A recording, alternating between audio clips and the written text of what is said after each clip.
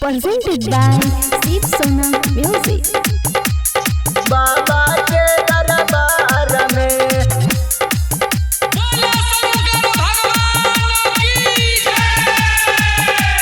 कुछ दिन नजर नाही आई बहू अपन बिहार में, आई बहू अपन बिहार में। कुछ दिन नजर नाही आई बहू अपन बिहार में।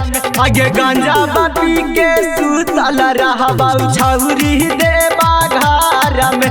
आगे गांजा पी के सुतल रहबा बाबा के दरबार में। बानी के कहबरिया पैदल जाइबा देवा घर में। बानी के कहबरिया पैदल जाइबा देवा घर में। आगे गांजा पी के सुतल रहबा छौरी बराबर पहाड़ में।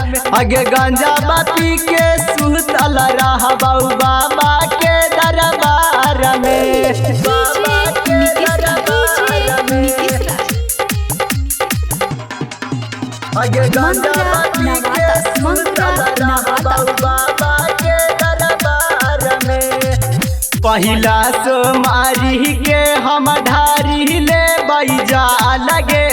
भोले बाबा कराथिन सामतिया के हाल लगे, सामतिया के हाल लगे। पहिला सोमारी के हम ढारी ले बैजा लगे। भोले बाबा कराथिन सामतिया के हाल लगे।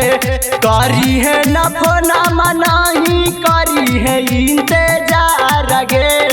करी है न फोना मनाही करी है इंतजार गे।